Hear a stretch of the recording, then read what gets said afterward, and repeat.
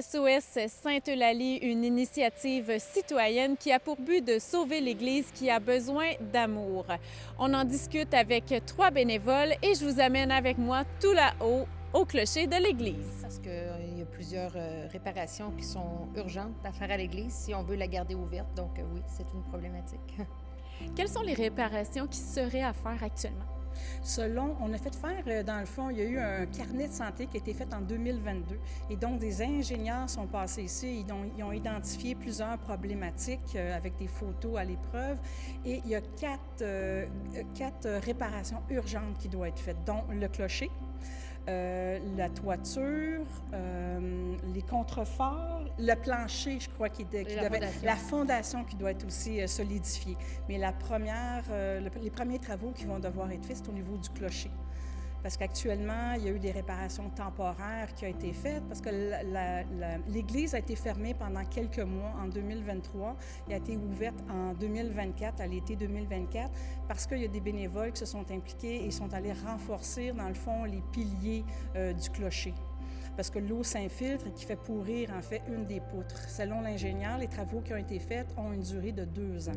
Donc, actuellement, oui, l'Église a été réouverte, mais pour pouvoir maintenir l'ouverture permanente, on va devoir procéder à cette réparation-là. Fait que c'est les premiers travaux qui sont effectués.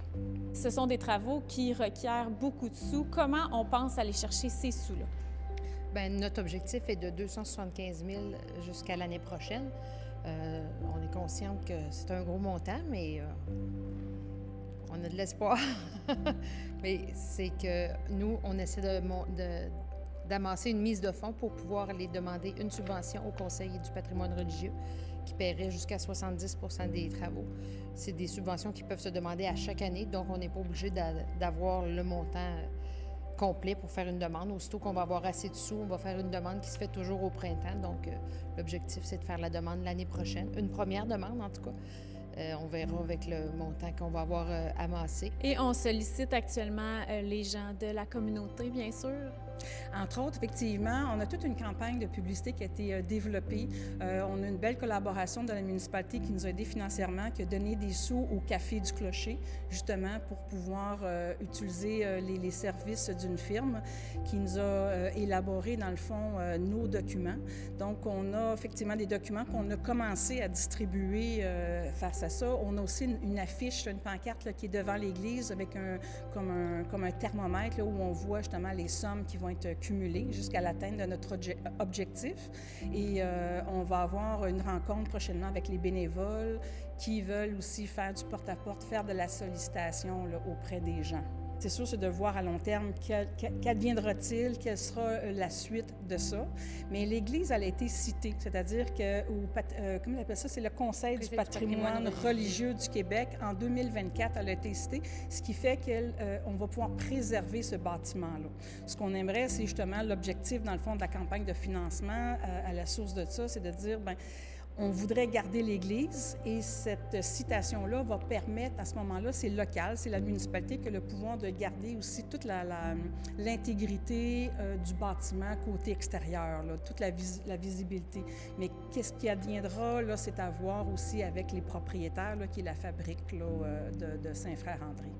Mais la fabrique est toujours ouverte à des locations pour des spectacles parce qu'il y en a déjà eu. Fait que s'il y a des gens qui veulent faire des choses, ils ont juste à contacter la fabrique, puis bien ouverte à ça, qu'elle serve à autre chose que les messes.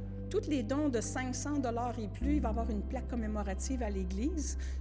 Donc, les noms vont être là. Fait que quand c'est une famille, ça va être marqué famille X, qu'on va voir le nom à ce moment-là qui va être présent. Sinon, si c'est des dons individuels, on va voir le nom de la personne qui va être là ou de l'entreprise là, qui veut bien donner. À la demande, évidemment, s'il y en a qui veulent donner des dons anonymes, il n'y a pas de problème. Tous les donateurs là, qui veulent contribuer là, à justement permettre à restaurer notre belle église, notre beau bâtiment, dans le fond, ça peut être comptant, ça peut être par chèque, ça peut être par virement Interac et on a aussi la possibilité de payer par débit ou par crédit.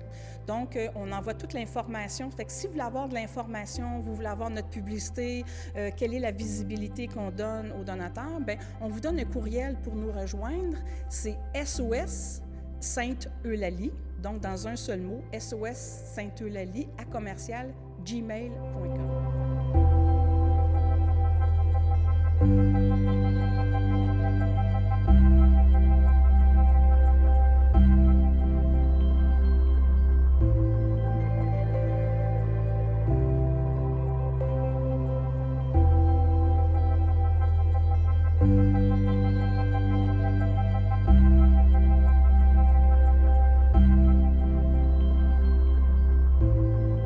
Je suis Réal Desharnais.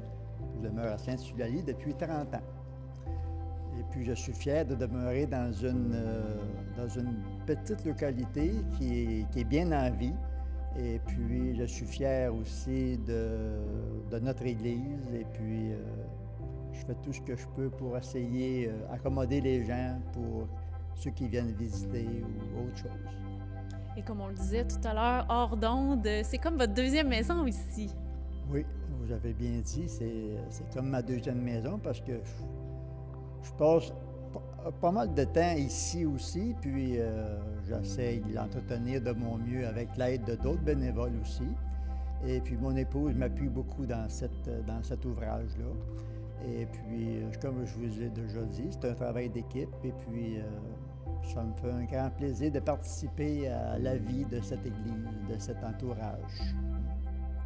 On accompagne tous ceux qui veulent venir nous aider, puis ceux qui veulent visiter nos lieux, les réparations qu'on a faites au clocher, que d'autres bénévoles ont faites au clocher, comme on l'a dit auparavant. Mais ça me fait plaisir d'aller visiter ça avec eux pour leur montrer vraiment qu'il s'est passé quelque chose.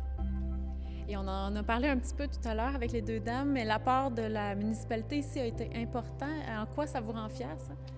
Ah ben moi, je suis fier qu'on soit appuyé par la municipalité parce que on a besoin d'être entouré par la municipalité. C'est beaucoup pour la fabrique. On va dire comme on dit des fois, on est pris pour marcher ensemble. Puis c'est un plaisir. On s'aperçoit que c'est un plaisir pour eux aussi de fonctionner avec nous. Et puis l'Église, pour eux autres, ça fait partie d'un patrimoine, classé patrimoine D. Et puis, comme on dit, c'est le noyau villageois. Et puis, c'est la plus haute bâtisse qu'on a dans notre communauté. Fait qu'on la voit de loin. Et puis, ça nous fait toujours plaisir d'accepter les gens en passant qui viennent visiter nos lieux.